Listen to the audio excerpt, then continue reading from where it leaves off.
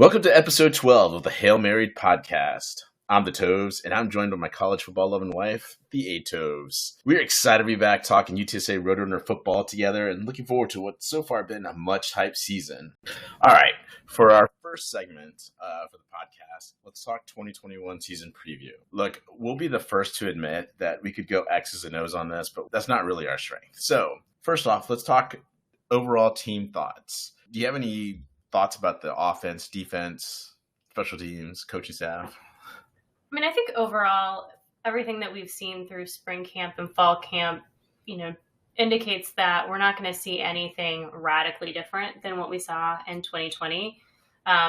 This was really about, trying to build on what they established last year and have some more time to really kind of develop the players and develop some depth. Traylor's hinted that, he's concerned about morale with the team, that there might be a few people who, may be expected to start or expected to go to Illinois, but because they can only take 75 players on the plane, aren't going to be able to travel. But he hasn't really indicated that there's going to be any significant shakeup. So it kind of, to me, seems like, maybe there's a player who thought, hey, I'm going to jump up in the depth chart. But, because of the super seniors, they aren't, or, maybe they haven't made as many strides as they thought they had. I just don't think that we're going to see a whole lot of difference, in terms of the depth chart. Yeah, I'd agree. I think that everything's been kind of status quo from last year. Nobody's, like you said, nobody's really kind of broken through, at least that we know of. I think we're just going to see a lot of the same team, a lot of the same starters to begin the year. Now, as the year progresses, there's probably going to be some breakout guys, which we might get to. We're going to get to a little bit later here, but at least for us, we think that it's really just going to be not much change. We're going to have this, same starting quarterback. So here we go. Frank starts last year. He's going to start this year. So consistency there. And then, again, we have our workhorse, Sincere, in the backfield. On defense, you pretty much have most of the same guys returning. Whether they're going to be starting or whether they're going to be challenged by some of these guys, probably, but still not much change. There's just probably going to be, and I think there's probably going to be guys that are going to start, but they're going to be kind of like used like Manu Ginobili, where they're going to come off the bench and they're going to be used maybe to close out the game, not really starting it. So it'll be interesting, I think, early on, seeing how they mismatch some of these players. Yeah, I think if you're going to see some differences in the two, at least at starting, it might be on the defense in some of the areas where we were, a little thin, because they've brought in guys, to try to, build some depth up. So maybe you see somebody that started last year that's, now coming in, like you said, off the bench. They're still playing because Traylor says, he likes to rotate a lot of guys in as long as it's not, the O-line or the quarterback position. So I think you'll see a lot of rotations, maybe not as many, obviously in Champaign because they can't take as many kids. But I don't know that we're going to see anything that's just really going to be earth-shattering, Right. Let's talk real quick about the single digits. Like, that was one of the big announcements this week. What were some of your thoughts? Any surprises? Anything come up? There were there was one that didn't get a single digit this year that did last year, which was Sheldon Jones. In some cases that might have been a surprise. In other cases, I don't know that I was that surprised, just because we really haven't heard a lot of discussion about him coming out of spring camp or fall camp. Certainly nothing negative, but also hadn't heard a lot of, discussion about him and hadn't seen a lot of interviews with him where, most of the guys that ended up getting single digits were people that had been available to the media for interviews or had been mentioned by other players. So I don't think that there was anybody that I saw end up getting a single digit that I was really surprised about, other than maybe Jamal Ligon, just because he's so young. I think he's probably one of the youngest guys that got a single digit. But not surprising that it happened, other than it happened now, given all of the guys that are back this year. That's a good point. But I think that's I like the growth there because once you start seeing some of these younger guys actually get in there, that means that culture has really seeped in, and they're really embodying what it means to be in essentially the single digits. And so it is really good to see because it's player voted. So it's really good to see that they're recognizing him as somebody that embodies the culture. So, while, we can go back and forth on, Sheldon Jones and say, deserving, not deserving, to your point, hadn't really heard from him. So I don't know that there really was any surprises.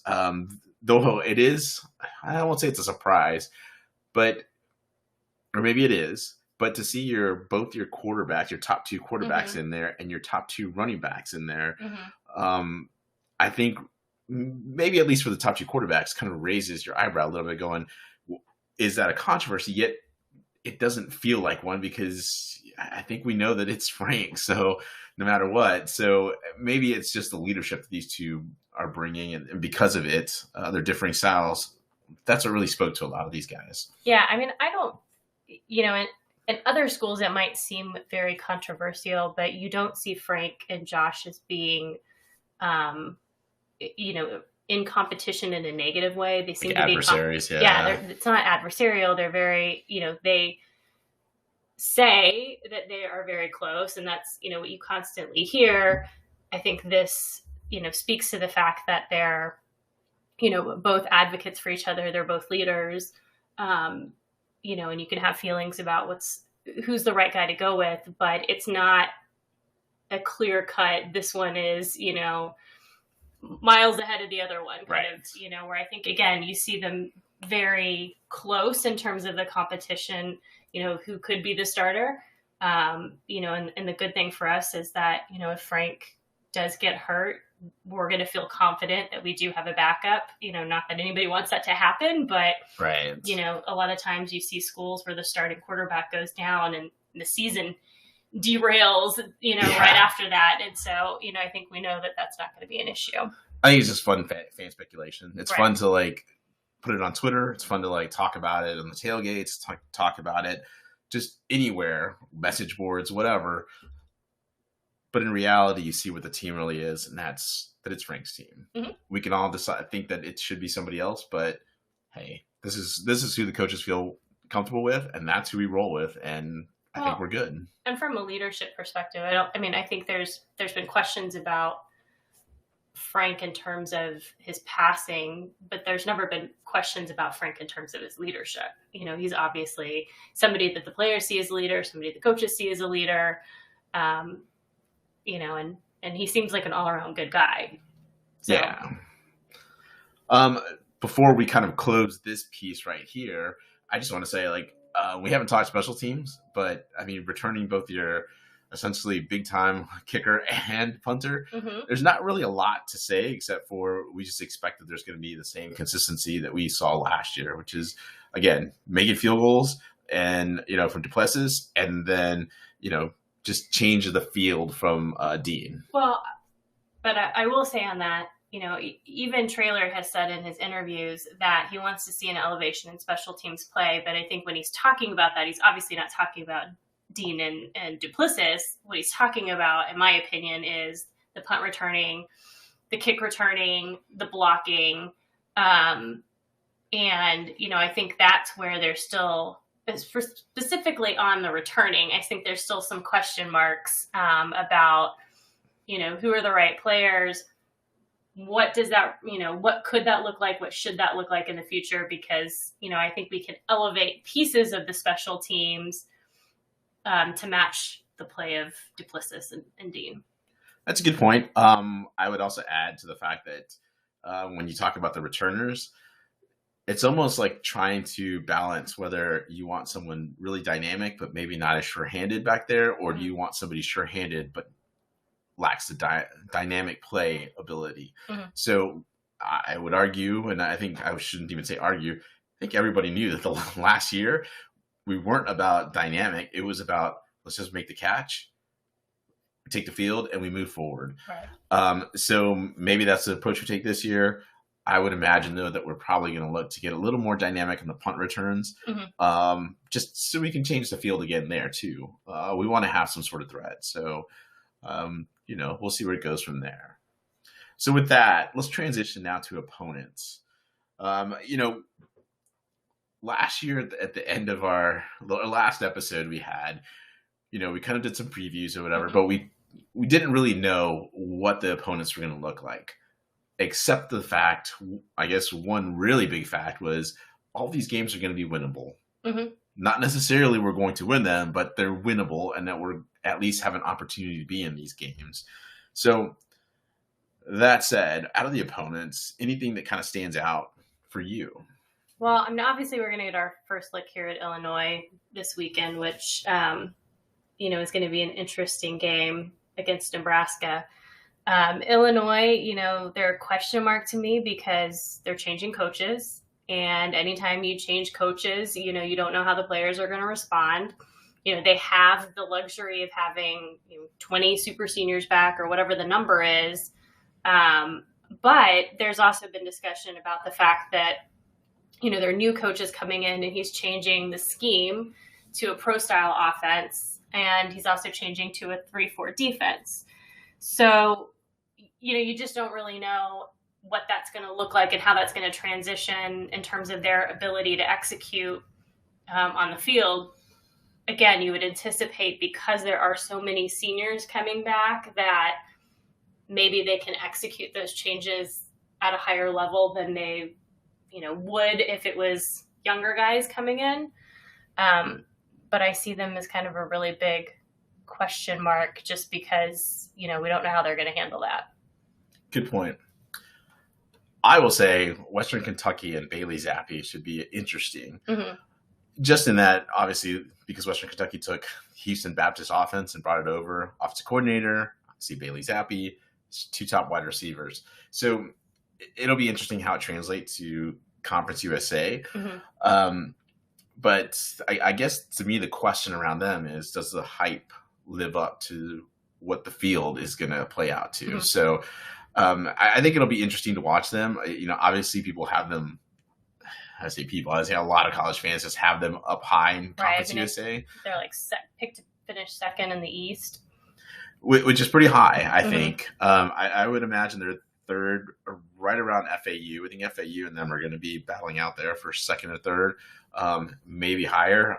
Listen to some Conference USA podcasts, and I think you can hear that FAU is sort of kind of a dark horse in that people are just kind of writing them off, even though they probably shouldn't.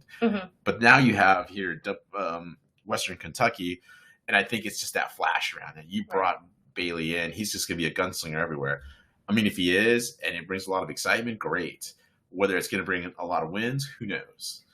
Yeah, I mean, the other two for me are Southern Miss and Rice. Rice, this could be their breakout season. I think last year they had some breakout games, but with the change in quarterback, this could be the Rice that we've been anticipating for a while. And let's be honest, Rice has always been a tough game for UTSA, even when they weren't playing well. So, an improved Rice, they could be definitely a threat to UTSA just because, we always seem to struggle against them. And, it's one of those games where, it doesn't matter what the record is going into it. You just never know, how it's going to turn out. That's a good point. I mean, I would just want to kind of expand on what you said, and we always struggle against them because, we kind of talked about it before in one of our former podcast or last podcast episodes, in that they almost play us like we're a rival. The scores and the play on the field matches rivalry. There's just not a fan base from Rice that comes back at like UTSA, like say a North Texas does, or even Texas State, right? The Texas State quote unquote rivalry isn't really a rivalry because we've either blown them out or it's been kind of close, yet you still felt like UTSA was going to win, right? Like there was never really too much of a doubt. With Rice, even last year we had talked about it. There was a good chance they might beat us when they played us, not just because we were shorthanded, but because it's Rice and we just seem to struggle. Only thing I'll say about Rice having a potentially breakout season. I think they'll be good. I don't think they'll be necessarily a breakout, and some of that has to do with, I think, the inconsistency in quarterback. I mean, if you're all in on Luke McCaffrey, great. He's got flaws. And I think if they had, I think it was Mike Collins back, I think things would be different, but they're not returning a quarterback, so I think that changes their outlook a little bit. But that doesn't mean that Bloomgren can't come through and go, give us a wow. So. And then, Southern Miss again, change in coaches. I mean, to be fair to Southern Miss, the amount of coaching changes they had last year and the way they pulled through that season was really impressive. Just because, it's not normal to go through that many coaches in a season and have all of those people opt out and, have injuries and everything else that they faced. So, they could be much tougher than we anticipate. I certainly wouldn't want to write them off. I agree. I think this is sort of one of those watch out games. Simply because, as you said, Southern Miss just seems to have some juice to them. And, Willie Hall coming in could give them that extra boost. We only beat them by a field goal last year. And to be honest with you, it seemed like it was going to be a stumble. Even though it was in the November to remember period, it was still, I felt like a lot closer than the score indicated. And we won by 3. So it's crazy. The advantage we have is that we play them at home this year, though. So hopefully that will help. True. So with now talking about all of UTSA and now talking about their opponents, you have fans that are either all in and going 12-0, it's unrealistic, or you don't see them going 0-12. No, but that's sort of the both ends of the spectrum. So let's talk. What are realistic expectations for UTSA this year? I mean, on the one hand, we have one of the lowest ranked strength of schedules. So, we should do well based on the fact that we aren't playing, a lot of really tough teams. But I think there's still some things that we have to consider. From last year, one of the reasons we were successful, we had a lot of close games and it could have gone very differently. But one of the reasons we were successful is because, our culture that was instilled helped us to really hold it together in a way that some other teams let COVID get to them, let the injuries get to them. They weren't prepared, or their backups weren't prepared. And I don't know that we're going to see that as much this year. So my guess is that, some of the really high expectations in terms of records are unrealistic. I mean, I don't think that we should feel good about, a losing record by any means. And I don't think that that's, where we're going. But I think realistically, we're looking somewhere between a 6 to 8 win season. I'd agree, and I think I think really just to get to the bottom of it, I don't know that this is a conference championship winning team. I get the hype. I get that there's people that are hyping up UTSA because of the fact that we return so much production on offense. We return so many people on defense.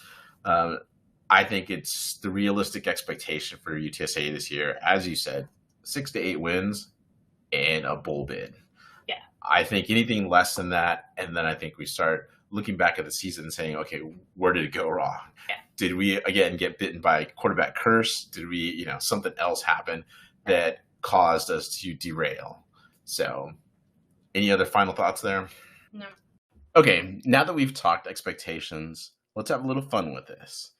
Usually there's a rebuttal when somebody makes a grand statement about, hey, are you going to do this? Yeah, better.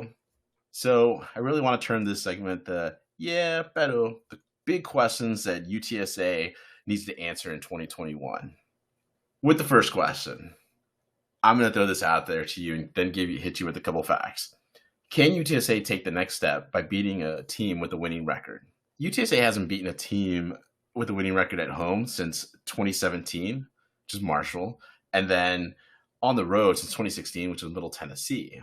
Now, you could throw La Tech at me from last year. However, they did end up 5-5, so I don't really count that as a winning record. If you'd like that, then they've answered that question. But that's been the big problem to me over the last few years. Obviously, we've had a team that maybe hasn't been as talented, wasn't as well coached. Whatever your reasons you think about it, I'll say this. In order for them to begin reaching that next level and to really be seen as a conference champion, you can't just keep beating bad teams. You got to show up and you got to beat teams with winning records. Any thoughts on that?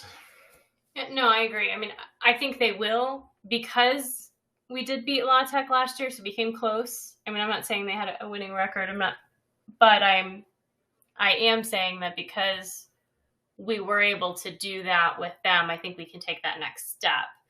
And frankly, I think we're going to have to take that next step because, again, if we don't, it doesn't show a level of progress, and it, doesn't show that Traylor really, is turning the corner with his team. I think we're close. I think we will. I don't know that we're going to make as much progress this year, and again, part of that's going to be partially our strength of schedule, partially, some of these other things that are going on. So I don't know how many winning teams we're going to be playing this year, but fair. But I do think that at least one of them, with a winning record, we will beat this year. All right. Let me give you the second question. What effect will dual defensive coordinators have on the defense? Last year under Lep, I thought the defense performed well, but you do have to take into account that it was two teams that weren't, or three teams really, that weren't playing at their best. If you talk Louisiana, then okay, we can chalk that up, right? But honestly, the tackling was at its worst under Lep. Again, you can give a reason as to COVID started really taking its toll on the team. Injuries took toll on the team. I just think that there's going to be some learning. There's going to be a learning curve with the two of them. They've been, you've heard some discussion about both of them talking about how they've gotten really close. They talk all the time, but does that really translate onto the field? Is that, if I want to, let's just say, if I want to blitz, just go all out blitz, but one of them says nope, are we going to get conflicts? I don't know. What are your thoughts? I think the biggest concern or biggest question mark for me when it comes to our defense really is the tackling, because at the end of the year it wasn't great all year long, but it also was it seemed like it was getting bad at the end of the year. And, that's something that you would hope that the benefit of having a spring and a fall camp would really help us to clean up some of those issues in execution. So I think I'm more concerned about if we didn't clean up that piece of execution than I am about having co-defensive coordinators. Last year it seemed like Lep, really was the one taking control. So I guess, there is a question mark of how much did Rod Wright really have influence last year? And is that level going to change this year? Or is it just that there was that level of influence, the same level of influence last year, and we just saw Lep in the, as the face of the defense, in the interview process. So, I think that's a question mark. But the other thing for me is the linebacker coach, new guy coming in. He really is the only new coach, this year. And how much of an influence is he going to have in that position? And that was a position that we were, thin at. So are we going to make improvements there? But back to your original question. I think it's always a risk to have dual coordinators, whatever the position is, just because you have to have a real level of trust and a level of communication. And we're hoping and assuming that it's there, but we just don't know. Good point. All right, here's our next question. Was 2020 truly the turning point for the football team? So our friend Big Brown had started this kind of looking at all of the new programs that came around, and we started kind of just capturing some, I'd say just a little bit of data. I wouldn't say we did any sort of deep dives, but it really showed that new programs around the 10th year began to turn the corner. So we really got into about the 10th year of UTSA football. For me, I feel like it is beginning to turn the corner. I think if you're looking at the curve, you got a better road ahead. I don't believe that. I guess that there's going to be a lot of rocky roads ahead. I think we got those recruiting pipelines that are finally starting to bear fruit for UTSA. And I think that actually also using the transfer portal judiciously is getting us to better spots, as opposed to before when we would bring in transfers and it seemed like we were just trying to plug holes and then they just weren't good enough to plug those holes. So, yeah, I mean, I think it's all signs point to yes, but again, a lot of that is going to have to do with whether or not Traylor can be consistent. If Traylor's tenure goes the way of Coker and Frank Wilson's tenure, where year 3 things kind of start to fall apart, then we might just be right back where we started from. But I think if we start to see consistency in terms of, our execution on the field under Traylor, we now have the facilities, we now have more name recognition, the recruiting pipelines. I think it absolutely could be, but I think a lot of this is going to fall on whether or not, Jeff Traylor can execute the way that we think he can. Which I think leads into your next question. It does. And that is, does Traylor differentiate himself from Wilson in year 2? We saw the similarities. I think obviously it's been a different storyline, but the main events have been about the same. Winning record, or at least a bowl eligible record in year 1.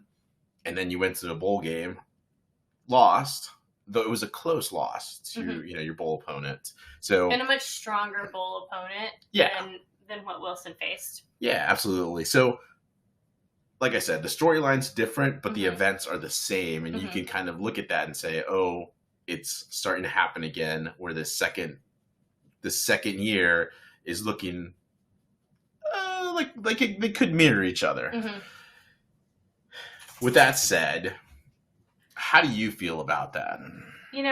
I feel better about Traylor than Wilson for a number of different reasons. One, I feel like overall he has a better leadership and he has a better strategic oversight for what he wants to see for the team. And so I think because of his leadership and his vision, I give him an automatic edge over Wilson.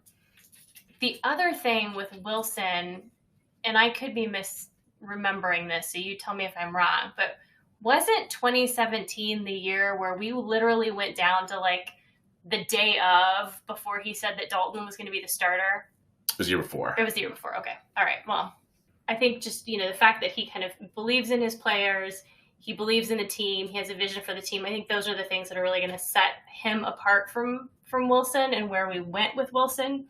But I still think that there's a potential for a bit of a letdown in season 3 because Traylor has the advantage of having all these super seniors, back this year. So the question mark's going to be, is he really developing the team, his 2s and his 3s and his 4s, so that when those super seniors are gone, they're going to be able to kind of pick right up in season 3.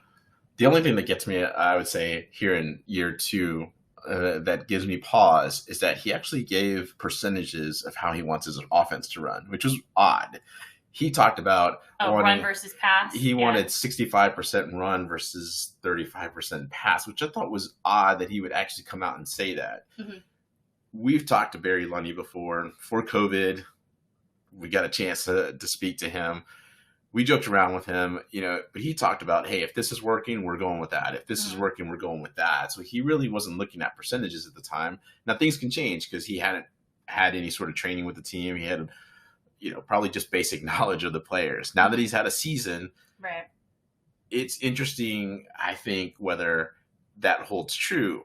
The reason I bring this up is because Wilson really got conservative in 2017 with the offense. It was, again, to your point of not trusting, I think, the quarterbacks. We knew Dalton could throw, but it seemed like he did not want him throwing too much.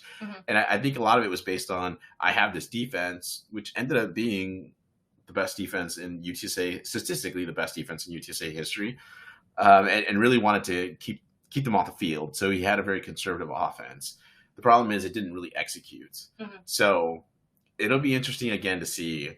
Again, I think there's going to be a different storyline, but if it starts mimicking, my follow-up question within this overall question is, when does the honeymoon end for Traylor? Right.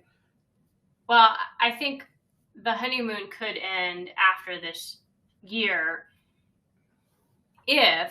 first of all, it will end this year if he doesn't get to a bowl game. Because I think that would be considered, an absolute blasphemous. Yeah, a disaster of a season if we didn't get to a bowl game.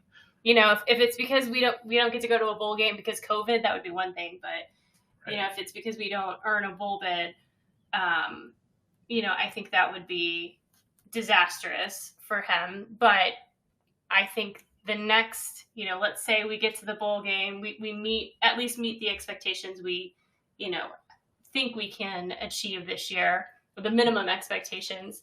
I think next year, again, there's risk for Traylor because he loses all of these super seniors, and it's really going to be a matter of, did you really develop the guys? Because to me, the difference between, or the issue with Frank was, we know he could recruit, but he didn't prove that he could develop.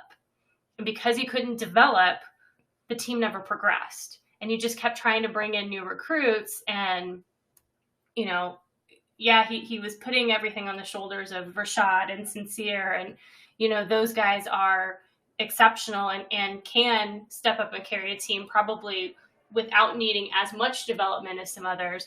But I think we're going to see them excel and have seen them excel under Traylor because they have gotten development. I think it'll be interesting to see how fans react if some of their maybe unrealistic expectations. And I think that's after the season, we'll know if that honeymoon ends. I mean, again, certainly there's going to be folks that think that we should win the Western Conference and get to the championship. And I think that's not, I'm not saying it couldn't happen. I think it could, but I think it's more of an outside shot versus, a guarantee. Right. Though I don't think anybody's going to be disappointed if they prove us wrong and end up playing for the championship. And I think that just needs to be stated. Yeah, absolutely. I think we should all, just be thrilled if we get to the championship game, but I don't think we should be disappointed if we finish second in the West. I think that is perfectly respectable. For a team that doesn't have much history, I would say that's absolutely correct. So with that, let's go to our last question. Will 2021 season be more like 2020 or 2019? I think this one's going to be interesting because, everybody kind of had this expectation going into this beginning of the summer or the spring thinking, okay, everything's going to be back to 2019. We're going to have this packed or the ability to have a packed house, right? Obviously 2019 attendance at UTSA was not great. COVID level. Yeah, it was COVID it was level. COVID level. Yeah. But, college football and in general, that we would have these, packed stadiums. And given the Delta variant and this, potential of other variants, I don't know that we're going to get as close to what we thought we would have for the 2019 season as possible. I mean, obviously some of the COVID protocols are different, and you're starting to see these teams with a higher level of vaccination rates. So, at this point, they're not, it seems like they're saying, well, look, if you're vaccinated, you're not necessarily going to have to, quarantine if you are, exposed to COVID. And so you may not see as many people being removed from games for COVID protocols. So that impact might not be as strong, but it's still going to be more of an impact than I think any of us wanted to believe we would have. Like, I think we thought everything would be back to this season. And I just think particularly in San Antonio, because, of the variant right now, I think there's going to be a lot of people staying home versus coming out, or maybe they'll go to the tailgate but won't go inside. So I don't know that we're going to have the attendance level that we were hoping for, and or the attendance level that if COVID was removed, we would have under, this team and this coach. Yeah, I think honestly that it's still going to stay 2020, mostly because of the reasons you've outlined. Again, we never really defeated COVID, so because of it, it's still hanging around and it's still affecting us not only in our daily lives, but I thought your point about, people not wanting to come in, I think there's going to be a lot of question as to, are there going to be any sort of regulations when you walk in? Well, and frankly, because the Alamo Dome hasn't come out and said, hey, we're going to require masks or anything, you're seeing some of these other stadiums now in other cities saying, look, you're going to have, proof of vaccination or a negative COVID test, or you're going to have to wear masks or whatever. And we really haven't heard anything in the Alamo Dome. So I think that's going to drive down attendance, because people that, are uncomfortable or maybe immunocompromised aren't going to take the chance if they don't feel like there's safety protocols in place. Yeah, and I think the biggest hit here is families. As much as, UTSA kind of wants to hit on this, family atmosphere.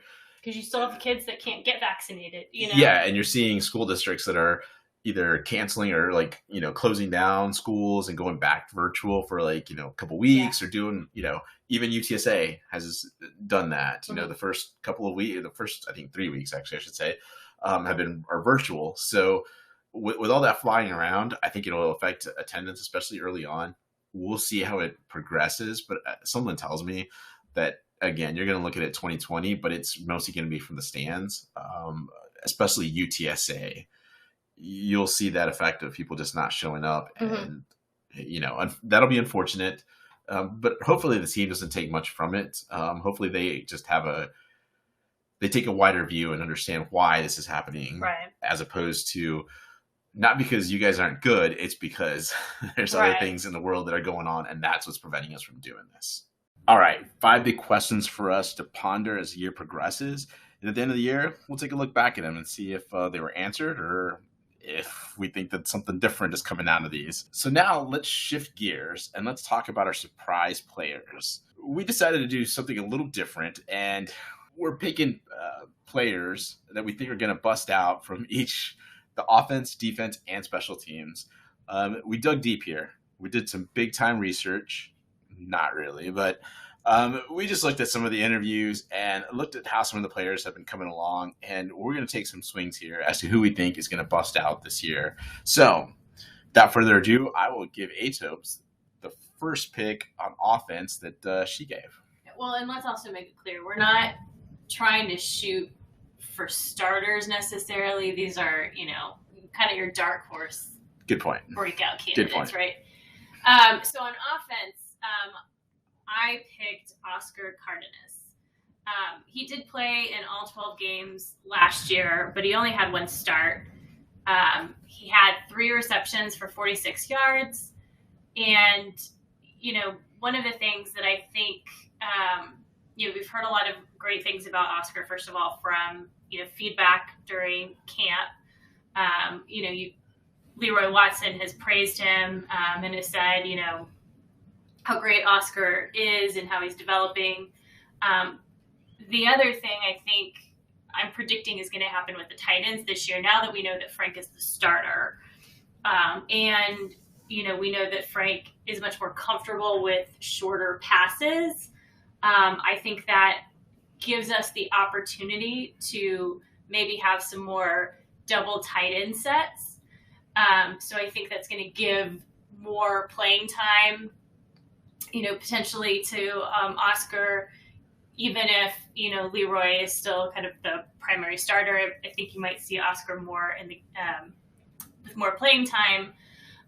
So I think that he is primed to have, a really great season this year and, set himself up to be the starter for next year. It makes sense that Oscar kind of has that rising star because he showed he can fulfill both blocking and receiving duties for the tight end. So good pick. For me, I'm taking a huge swing here. Okay. Now, I'm banking on the fact that Sincere's rushing attempts are going to be cut back. So they're going to have to go to someone. If you look back at all the rushing attempts from last year, many of them were our quarterbacks, which I know Traylor wants to run them, but you you got to be careful. Mm-hmm. You're starting to risk some injury, especially with the Frank, right? So I'm taking a big swing here. I'm going with Kendrick Cobbs. Reason being is, he had some good performances and some blowout victories, namely UTEP. But what I'm looking at really is the fact that he's a smart kid. I think that given some opportunities, extra opportunities for carries, I think he'd make the most of it, especially behind an experienced offensive line. So, while of course we're going to see Sincere make some big plays, I think Kendrick can come in and fill a nice hole there that we have when it comes to the backups. I know Brendan's in there, and I think Brendan, should have a pretty good season as a backup. But I think Kendrick is going to surprise him, and I think we're going to raise our eyes for a running back that honestly is going to get plenty of chance to succeed. I know Da over from Judson is probably another guy that everybody's looking at, but there's no way that they're going to burn that red shirt this year when they have so many running backs in that backfield. So he'll get his 4 games, but he's just not going to be, I think, that super breakout star. And I would not hope that he would not be this year, given that you have Kendrick and Brendan. Right. And Sincere, yeah. You've got plenty of time, and there's no reason to burn that red shirt this year. So Kendrick's my guy on offense. On defense, I'm taking another swing here. And I think there's other people that have probably picked him as well. But I'm going Caden Holt. I think with all the departures from the linebacking crew, you see that the depth is getting a little thinner. And I think when I first saw Caden, I initially wasn't impressed until I saw more of his film. And then I realized he's a true middle linebacker. And you'll see that from plenty of other publications. I think that brings a different facet to this defense to actually have a true middle linebacker. We saw that with Josiah, and I'm not comparing Caden to Josiah at all, but I'm saying when you have a true middle linebacker, it makes a whole world of difference for you on the defense. What's your pick? I'm going with Kelechi Nwachukwu. First and foremost, because I think he has just a really cool name. I like saying it. So, but besides that, I think that Kelechi has a lot to prove this season. And I think he really wants to prove a lot this season. When they came out with the single-digit numbers, there was this tweet that he apparently deleted that kind of made it seem like he was disappointed that he didn't get one. So I'm hoping that first of all, that kind of drives him. But he also, he played in most of the games or maybe all of the games last season, but he only started in 2. He was 4th in tackles and 2nd in solo stops, but he hasn't had any interceptions yet. So I think the other thing about him is that he really played well in the big games. Like he had great games when we played Army, BYU, and La Tech. So I think he's really well positioned to take that next step and have a breakout season this year. For anyone that missed the reference that Atos just made about the tweet, he essentially tweeted out the picture of Jordan saying, and I took it personal. So you don't tweet that out unless it's hitting you deep. So yeah, and hopefully that becomes the motivator, not like something that gets in his way. So I'm going to put in my faith that Kelechi is going to take that. It's going to motivate him, and he's going to step up in terms of his game and his leadership. Sounds good. Special teams. I know this is a tough area, but give me your pick. Yeah, I first of all, I wasn't really sure where to go on special teams because obviously, we're going to leave, Hunter and Dean as kind of on the side because we already know that they're talented. So, kind of looking at the surrounding cast, I think there's still some questions in terms of who's actually going to be on special teams. So the person that I chose is BJ Daniels, which, again, he's kind of the workhorse, if you will, on special teams. Like, that's been the place that he's really made his name. So I don't know that it's like a big surprise. But I think that he's going to continue to be kind of that model of consistency. Now that Dingle's gone, I think he's probably going to be, the guy on the kickoff returns. He's had a pair of kickoff returns in the past, including a 19-yard return against UTEP. He's had, again, he's been consistent. He's had some success there. We haven't seen, really that kind of breakout on special teams. I think BJ being back this year has a lot to prove. I don't know that he's going to get a lot of playing time when it comes to, just playing on offense, because we do have such a deep running back room. So I think he's going to look to make a name for himself on the special teams. Fair enough. For me, I'm going to take a swing here and go at Julon Williams. I think it mimics a lot of what you said in terms of what you said about BJ. Julon's in a crowded wide receiver room, and I think any way to get him on the field and use that sort of playmaking ability is going to be crucial for this team. Punt returns, we've kept it safe the last few seasons, and so I think that we're looking for a little bit of playmaking ability, and I think that Julon can bring that, whether it's on kick returns or on punt returns. Hopefully kick returns, because I want him to take those away from BJ so that I can lord that over you. I'm hoping that BJ is going to go back to his 2019, self when it comes to kick returns, because that's when he had the 44-yard long return. So that's my hope. That's fair enough. So with this, we'll be tracking our surprise players throughout the year, actually. We'll look at some PFF grades. We'll look at their statistics for the games, only in their specific areas. So for Julon, for instance, and BJ here, we're only going to look at the special team stuff. And, of course, we will give ourselves a pat on the back if they do something on the offensive side. But, sure. That's how we're going to roll with this. All right, before we go, let's revisit our 2021 predictions. So, back when we did our spring preview, we talked through each of the games and kind of gave our predictions for the season. So now that we've made it through spring camp and fall camp, we're about to see the start of the season. You had 8-4 as your prediction in the spring. So are you sticking with that, or are you making any changes? Yeah, I'm rolling it back. Honestly, we've gone back and forth on this, and I think that there's going to be a lull. That October has not always been kind to us, whether it's like the end of September going into October. So, last year we had the November to remember, but it was because we had a torrid stretch during October. So, I just think that when it comes to La Tech, I had said that we would have our first win in Ruston. I'm going to walk that back for the podcast and just say, we're going to take the loss there. I think La Tech has been kind of well coached. We talked about it earlier. We're talking about some of our opponents for the year. So I don't know. I just get a bad feeling for this. So just to make it even with you, I'm going to go 7-5, which means that, we essentially have the same predictions, but that's okay. Right. We could both be wrong somewhere. But let me just ask you this. Since I mentioned sort of a lull, do you see that at all? Or am I just kind of just being have the post-traumatic roadrunner disorder syndrome? I think that our stretch of games, it's probably going to be the most challenging, is going to be the Western Kentucky, Rice, Louisiana Tech stretch. I think that I have us losing to Western Kentucky, winning against Rice, and losing at La Tech. And partially because I think, we've shown that we have struggled in away games.